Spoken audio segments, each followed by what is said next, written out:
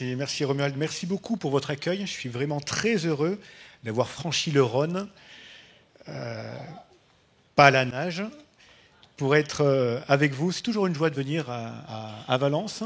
Un grand merci à Nicolas Tunin pour la confiance qu'il m'a accordée de pouvoir apporter la parole. Je me disais en route quand même, il a Romuald, il a des bons frères. Pourquoi il me demande? Il a la foi, le frère. Voilà. Il faut prier pour votre pasteur, il a vraiment la foi. Et que Dieu le bénisse. Voilà, salutations des assemblées de Prival à Voult du Moulinan. Et je repasserai vos salutations en retour si vous le voulez bien. Ça marche.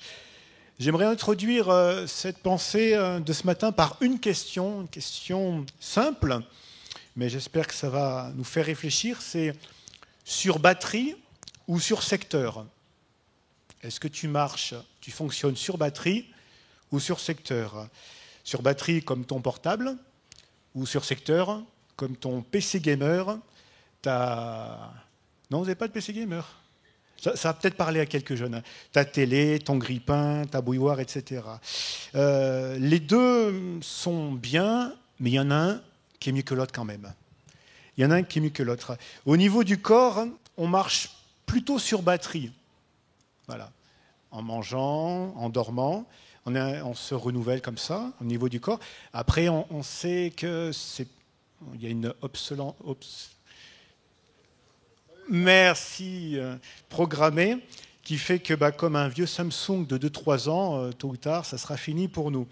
Au niveau de l'être intérieur, on peut fonctionner sur batterie, mais on peut aussi, et je crois que c'est mieux, c'est préférable, fonctionner sur secteur ou sur Seigneur, si vous préférez, mais on va rester dans la même image. Dans les deux cas, on en reparlera plus tard de ces deux possibilités, dans les deux cas, ça montre qu'on a une prise de conscience importante. Cette prise de conscience, c'est qu'on a besoin d'une énergie pour fonctionner.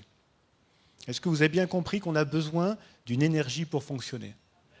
C'est important. C'est ce que Dieu rappellera à travers le prophète Zacharie, chapitre 4, verset 6, un verset que nous connaissons tous très bien, Zacharie 4, 6.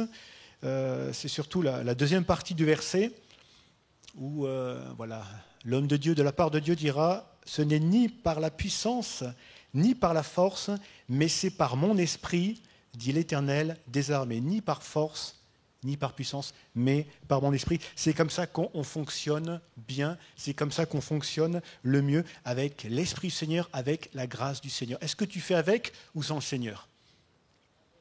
Vaut mieux faire avec. Vaut mieux faire avec, c'est mieux. Si tu n'as pas encore, bien aimé, reçu cette révélation que tu as besoin du Seigneur, de son esprit pour fonctionner, je prie pour que Dieu te l'accorde ce matin.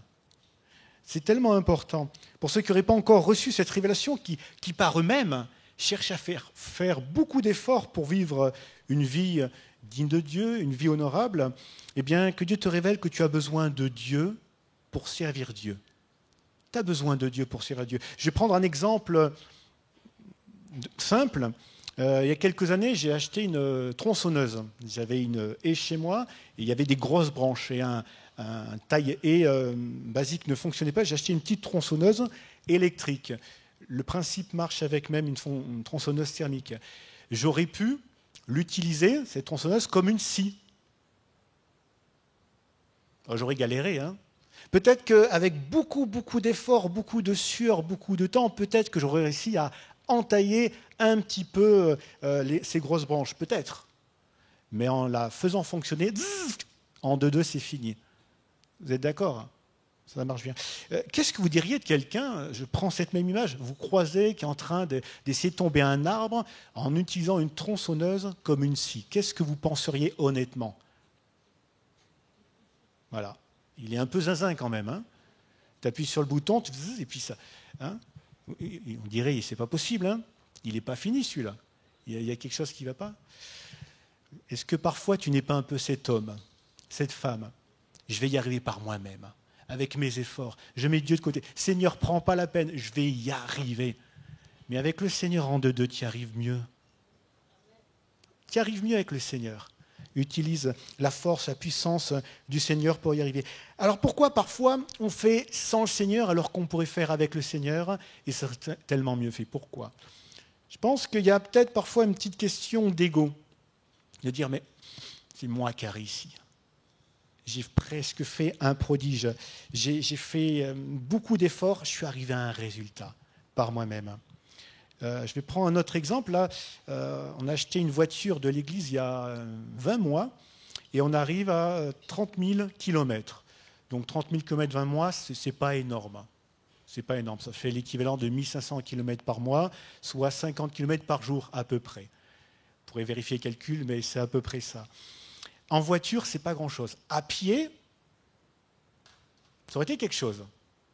Si je dis, j'ai fait 50 km par jour depuis tous les jours pendant 20 mois, vous direz, waouh, c'est pas mal. Il faut appeler Guinness. Des records. Hein. Pas la Guinness qui se... Il y a quelque chose quand même. Hein. 50 km par jour à pied, c'est équivalent quand même entre 8 et 10 heures de marche par jour. C'est pas mal. Hein. Et c'est vrai qu'il y aurait de quoi mettre en avant. Ouais, j'ai quand même fait 30 km à pied. En voiture, c'est beaucoup moins impressionnant. Mais en voiture, j'ai pu déplacer des ados pour des réunions d'ados. J'ai pu déplacer des mamies. On n'a pas de rassemblement de mamies encore. On n'a pas les DNJ version mamie. Mais j'ai pu transporter du monde. J'ai pu transporter du matériel, ce que j'aurais certainement pas pu faire à pied. Pourquoi je dis ça? Parce qu'avec le Seigneur, on est comme motorisé. C'est beaucoup plus facile pour atteindre les objectifs. Pour la chair, pour l'ego, c'est pas terrible. On ne peut pas dire, moi, j'ai fait tout seul. Avec la grâce de Dieu, on a fait tellement plus. Et l'avantage, c'est qu'on n'est pas sur les rotules. On a encore de l'énergie. Amen. Utilisons la force du Seigneur. Avec le Saint-Esprit, bien-aimé, tu es plus efficace dans tous les domaines de ta vie. Saint-Esprit, ce n'est pas que pour parler en langue 5 minutes durant le culte. Tu es plus efficace pour la prière, pour la sanctification, pour le témoignage. D'ailleurs, je rappelle ces paroles du Seigneur, Acte 1:8, mais vous recevrez une puissance, le Saint-Esprit survenant sur vous, et vous serez mes témoins. C'est d'abord pour ça le Saint-Esprit, être témoin de Jésus. Hein. Et d'ailleurs, dans l'original, c'est vous serez même mes martyrs. C'est ça la notion de témoin. C'est-à-dire que le Saint-Esprit sur nous nous donne de pouvoir être témoin de Jésus, même quand ça devient très très chaud. Mais on est quand même en capacité de rendre témoignage de Jésus. Même quand les vents sont plus que contraires. Amen. Avec le Saint-Esprit, on est plus efficace pour la discipline de vie. Je suis sûr que certains sont en difficulté, en grande galère, en disant « j'aimerais me discipliner, j'y arrive pas ». Mais demande au Saint-Esprit. Compte sur le Saint-Esprit, ça va t'aider. Pour la louange, pour l'adoration, pour la gestion des émotions. Quand le Saint-Esprit est là. Quand le Saint-Esprit n'est pas là, parfois c'est compliqué, la tristesse, la colère, etc. Mais quand il est là, je crois que ces choses qui pourraient venir gâcher nos journées, ça glisse sur nous parce que le Saint-Esprit est là. Pour l'obéissance, pour la soumission, pour les décisions, pour les réactions, on a tellement besoin du Saint-Esprit. On a besoin de fonctionner avec le Saint-Esprit. Dans Éphésiens 5:18, l'homme de Dieu dira à Paul cette parole.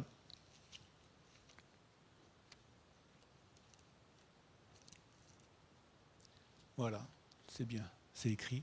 Ne vous enivrez pas de vin, c'est de la débauche, soyez au contraire remplis de l'esprit. Et dans Parole vivante, ce verset est rendu un peu différemment, mais il est bien aussi, c'est « Ne cherchez pas l'ivresse que produit le vin, cela mène à une vie déréglée, au libertinage et à la perdition, mais buvez à l'entrée à la coupe de l'esprit. Laissez-vous constamment à nouveau remplir par le Saint-Esprit et cherchez en lui votre plénitude. Laissez-vous constamment à nouveau remplir par le Saint-Esprit. Laissez-vous constamment à nouveau remplir par le Saint-Esprit. Ce n'est pas juste, Seigneur, en moi le Saint-Esprit, que j'ai un petit peu ce moment où je sens la fraîcheur du Saint-Esprit. Ça va, je suis rempli, je peux y aller.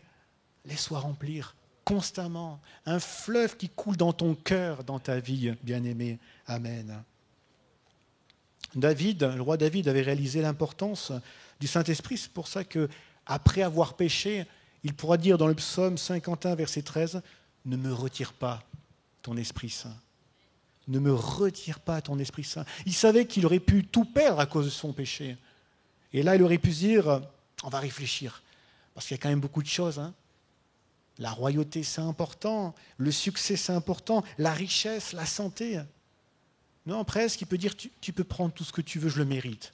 Mais par grâce, ne me retire pas ton Saint-Esprit, parce que c'est ça le plus important. De toutes les grâces, parce que tout est par grâce, le plus important, c'est le Saint-Esprit. Est-ce qu'on est encore le peuple de la Pentecôte ? Amen. Seigneur, remplis-nous du Saint-Esprit. Mais je reviens quand même à la question du départ.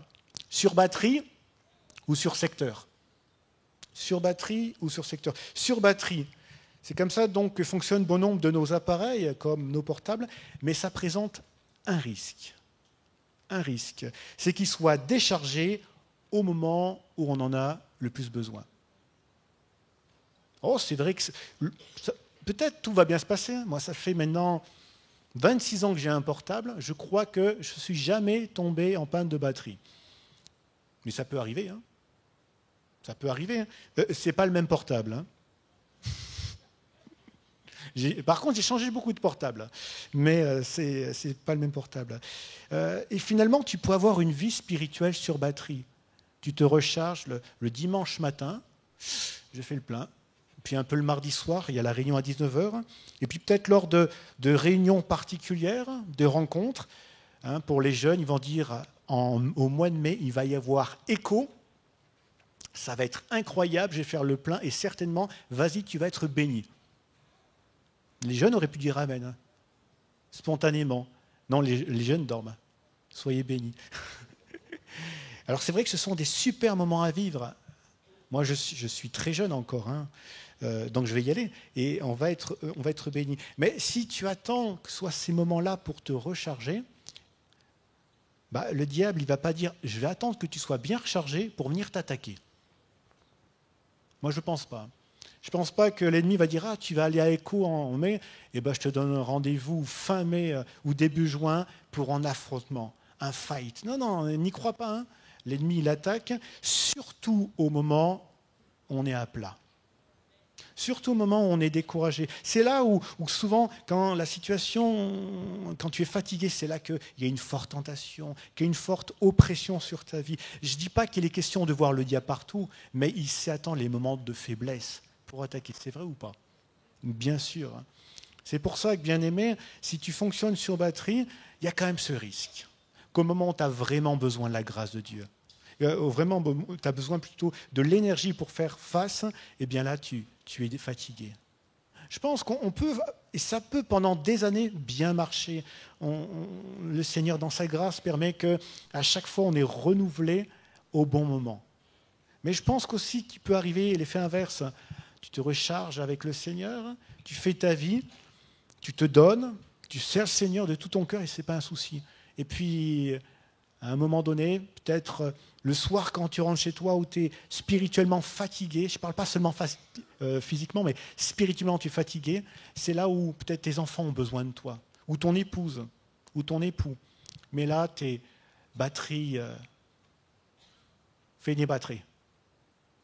Et là, tu n'es plus en mesure d'amener l'énergie qu'on attend de toi. Ça pourrait devenir peut-être dramatique.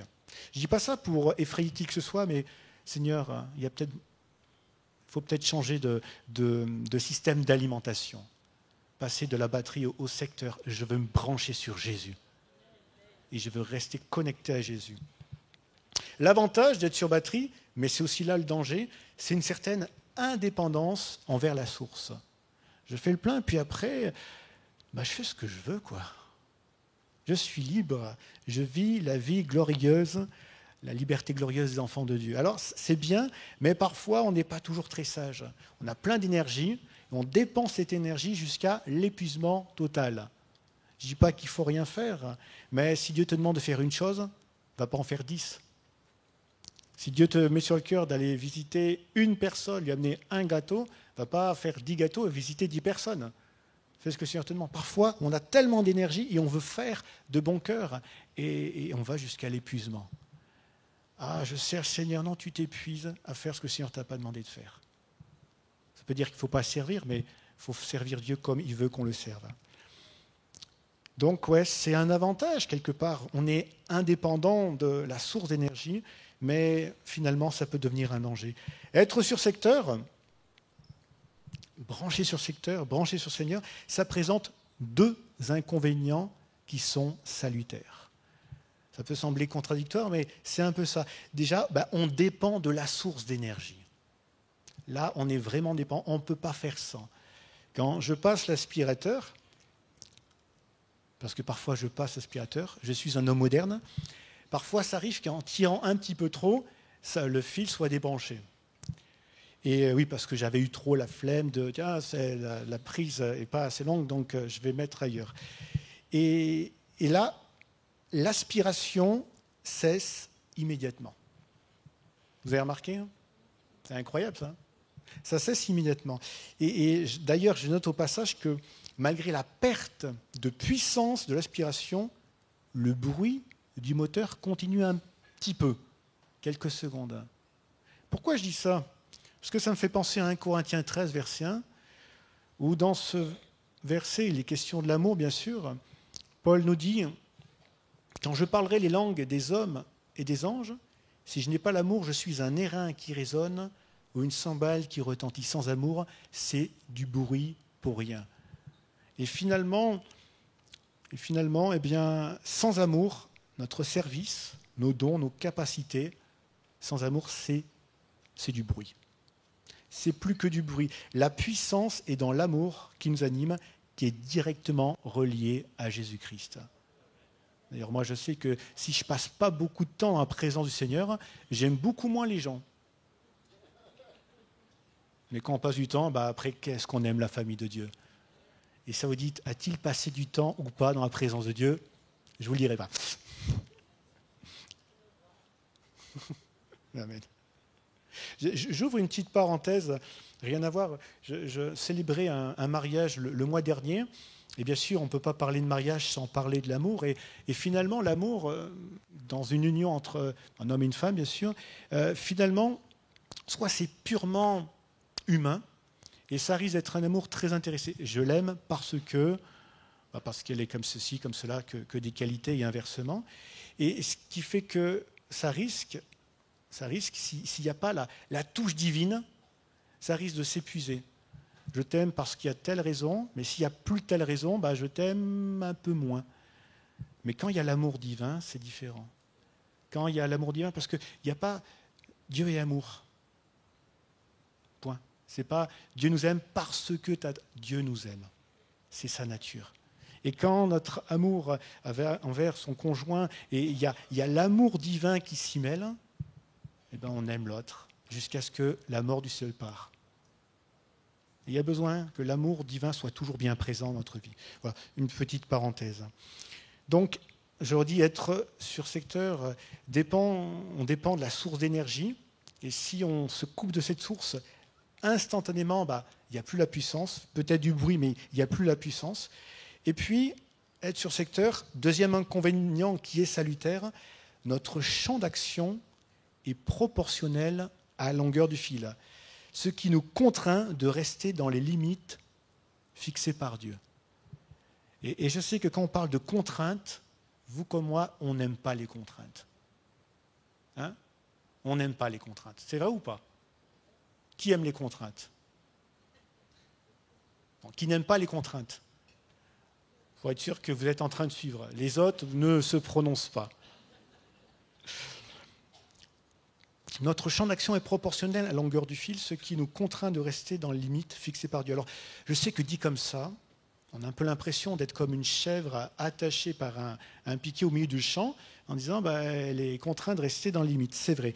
Et je vais vous donner une autre image un peu plus flatteur. Pour ceux qui font de l'alpinisme, Jésus, c'est le premier de cordée.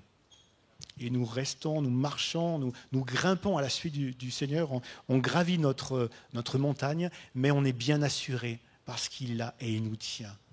Et si tu dérapes, si tu tombes dans la misère, ça va parce qu'il y a la miséricorde. Il y a la corde du Seigneur qui t'assure dans ta misère. Amen. Gloire à Dieu. En parlant de corde, j'ouvre une petite parenthèse. Je crois que c'était à l'école biblique, en cours de missiologie, qu'on nous a donné cette image, en disant que les missionnaires sont ceux qui vont descendre au fond du puits chercher l'âme qui se perd. Et ceux qu'ils ont envoyés à l'Église, ce sont ceux qui tiennent la corde, et ils le tiennent par leur prière et par leurs finances. Et je crois que c'est vrai, mais j'aimerais rajouter quand même, celui surtout qui tient la corde, c'est quand même le Seigneur. Et il faut que ce soit le Seigneur.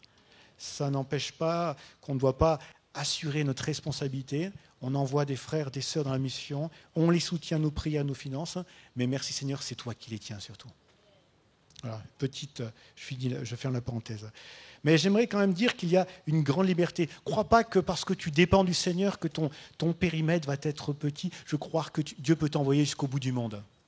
Tu peux servir le Seigneur, tu peux vivre de belles choses. Amen. Mais parce que tu es attaché au Seigneur, ne sois pas étonné que parfois le Seigneur te dise « À toi, je ne te le permets pas. Parce que tu es mon bien-aimé, parce que tu es mon enfant, et à toi, c'est non. » Ouais, mais Seigneur, les autres, vous savez, c'est ce que disent les parents. Il y a des darons comme moi. C'est ce qu'on dit à nos enfants. Ouais, mais les parents des autres, toi, tu es mon fils ou ma fille. Et à toi, c'est non. Et notre Dieu, qui est un bon père, nous dit à toi, c'est non. Mais si tu restes dans les limites, t'inquiète pas, tu ne seras pas frustré, tu ne seras pas déçu. Gloire à Dieu. Alors, bien-aimé, quel modèle d'alimentation pour ta vie spirituelle? Sur batterie, avec ses hauts, ses bas, et puis, allez, peut-être que ça ira, peut-être que ça va toujours fonctionner, puis tout ira bien, ou sur secteur. Personnellement, et je ne peux pas choisir pour vous, je choisis pour moi, je préfère être sur le secteur, sur le Seigneur. Je préfère, rester attaché à lui. Déjà, il n'y a pas de temps de charge. Il y a quelques années en arrière, mon épouse m'a offert un rasoir électrique. Alors, c'était marché avec batterie, mais il fallait le recharger sur secteur. Mais on ne pouvait pas l'utiliser pendant qu'il rechargeait. Donc, j'arrive, il ne marche pas, je le branche, il ne marche pas le temps qu'il charge. Donc, au bout d'un moment, je fais autre chose. Puis, quand on revient, moi ou quelqu'un d'autre, dans la journée, elle l'a enlevé. Pas qu'il reste branché toute la journée. Mais quand on revient et que c'est à nouveau, il s'est déchargé. Et ainsi de suite. Bon, j'ai fini par laisser pousser finalement. Non, à choisir, il vaut mieux rester sur le secteur, sur le Seigneur. Il n'y a pas de temps de charge. Il nous suffit de rester connecté au Seigneur pour continuer à fonctionner. Et à l'inverse, si je me débranche par rébellion, par négligence, en sachant que ce n'est jamais Dieu qui te débranche à lui, parce que lui, il t'aime d'un amour éternel. Mais si par négligence, par rébellion, l'avantage, c'est que tu en ressens l'effet immédiatement. Tu n'es pas avec cette batterie où tu peux partir dans n'importe quelle direction loin en disant de toute façon, ça marche. J'ai de l'énergie, je suis dans la désobéissance, mais ça marche. L'avantage quand tu es branché au Seigneur, quand tu te débranches, tout de suite, j'ai plus de jus. Et là, j'ai envie de dire, mais amen, c'est une bonne chose. C'est une bonne chose. Ça te permet de rectifier, de revenir repentant auprès du Seigneur. Seigneur, je suis parti dans la désobéissance, par rébellion, par négligence, par que sais-je. Je sens que, je suis à plat, je reviens à toi. Et dans sa grâce, le Seigneur nous accueille. Amen. On l'a chanté ce matin sur l'amour de Dieu, mais c'est clair, cet amour, il est incroyable. Vous savez, quels que soient les péchés que tu peux faire, ça ne changera jamais la nature de Dieu. Jamais. C'est sûr que si tu pêches, toi, tu t'éloignes de Dieu. Mais Dieu, tu ne vas pas le faire changer parce que tu pêches.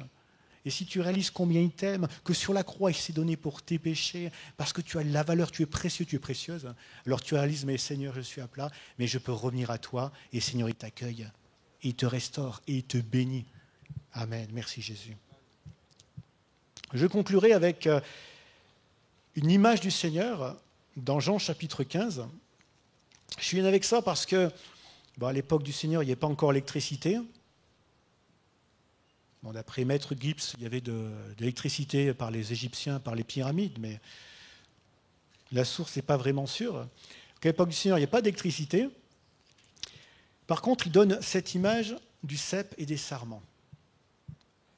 Il dira, je suis le vrai cep, Jean chapitre 15, verset 1er, et mon Père est le vigneron. Tout sarment qui est en moi et qui ne porte pas de fruit, il le retranche, et tout sarment qui porte du fruit, il l'émonde, afin qu'il porte encore plus de fruits. Déjà, vous êtes purs à cause de la parole que je vous ai annoncée. Demeurez en moi et je demeurerai en vous. Comme le sarment ne peut de lui-même porter du fruit s'il demeure attaché au cep, Ainsi, vous ne le pouvez pas non plus si vous ne demeurez pas en moi. Je suis le cep, vous êtes les sarments, celui qui demeure en moi et en qui je demeure porte beaucoup de fruits, car sans moi, vous ne pouvez rien faire.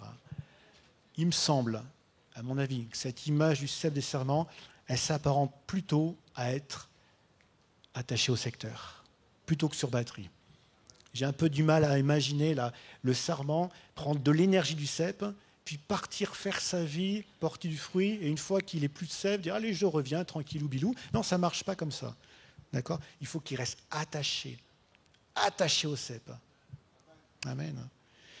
Une différence quand même entre être branché et être greffé, c'est que tu peux passer ta vie à te brancher, là-bas, te débrancher du Seigneur, te rebrancher, te débrancher, te brancher, te débrancher, etc. Envers le cep, moins. Le Seigneur est puissant pour te greffer à nouveau. Si tu es péché, si tu es parti loin, il est puissant pour te greffer à nouveau. Et il peut le faire plusieurs fois. Mais si c'est là ton mode de vie, je viens, je m'accroche au Seigneur, je suis repentant, et puis 2 semaines après, 3 ou peu importe, je repars. Oui, le Seigneur peut te greffer à nouveau. Mais qu'est-ce que tu te prives de la grâce du Seigneur, de la présence du Seigneur. Tu te prives, bien-aimé. Et tu te prives de pouvoir porter du fruit pour le Seigneur Jésus. Et il me semble quand même, être coupé du cep, revenir, c'est quand même quelques souffrances inutiles. Si tu passes ton temps à avoir ce mode de vie-là, et tant que possible, évite de souffrir pour rien. Amen. On va prier le Seigneur, si vous voulez bien. On va demander au Seigneur sa grâce. Moi, je veux t'inviter, bien-aimé, à choisir le meilleur système d'alimentation pour ta vie. Peut-être à fonctionner sur batterie, peut-être que voilà, le dimanche, tu fais un peu le plein, un peu le mardi, un peu une petite lecture dans la semaine, et jusqu'à présent, tout va bien. Jusqu'ici, tout se passe bien. L'ennemi ne t'a pas attaqué au moment où tu étais le plus vulnérable. Tu es passé entre les gouttes, c'est bien. Mais choisis quand même le meilleur alimentation spirituelle pour ta vie. Et sache que si tu dis, moi j'aimerais tellement me greffer au Seigneur, j'aimerais me brancher sur le Seigneur, être sur le secteur, rester jour après jour, mais il y a le péché, il y a telle chose qui m'ont éloigné de toi. Eh bien, sache, bien-aimé, qu'on va prier avec toi pour que Dieu te bénisse. Amen. Seigneur, je veux te prier. Tu connais nos cœurs, nos vies. Tu sais qu'on ne peut pas fonctionner sans toi. On a besoin de cette énergie spirituelle pour fonctionner, tout comme on a besoin de manger, de boire, de respirer pour que le corps fonctionne. On a besoin de Jésus. On a besoin du Saint-Esprit.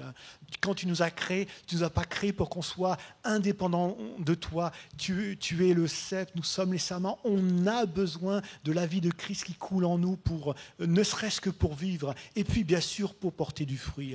Et car sans toi, on ne peut rien faire. Peut-être quelque chose, peut-être avec énormément d'efforts, de sueur, de difficultés, on arriverait à un petit résultat. Mais malgré tout, on a tellement besoin de toi, Jésus. Je te prie qu'on puisse le réaliser. Si on a fonctionné jusqu'à présent sans toi, on t'a mis de côté, on a dit Seigneur, on va faire sans toi, on va y arriver, on va te montrer qu'on est capable. Tu pardonnes notre orgueil, Seigneur. Tu nous donnes de dire non, on a besoin de Jésus, on a besoin du Saint-Esprit, on a besoin du souffle de Dieu jour après jour pour fonctionner. Je te prie, Seigneur, que tu touches les cœurs.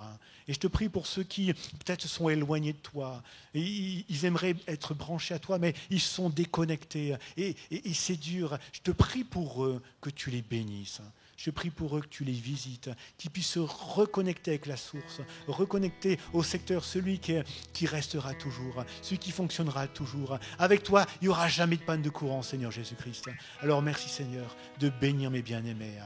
Alors que peut-être nos yeux sont fermés, peut-être que ce qu'on a partagé fait écho au cœur de plusieurs qui disent, moi, je me sens spirituellement, pas physiquement, mais spirituellement, je suis fatigué. La batterie, elle est à plat. J'aimerais prier avec toi, j'aimerais prier pour toi que Dieu te bénisse. Est-ce que quelques-uns aimeraient qu'on puisse prier avec eux ensemble? Amen, je prie pour toi. Est-ce que d'autres encore ont besoin de la prière? Amen, ouais, n'hésitez pas, oui. Levez vos bras, on va demander au Seigneur sa grâce. Amen, merci Jésus. Merci Seigneur.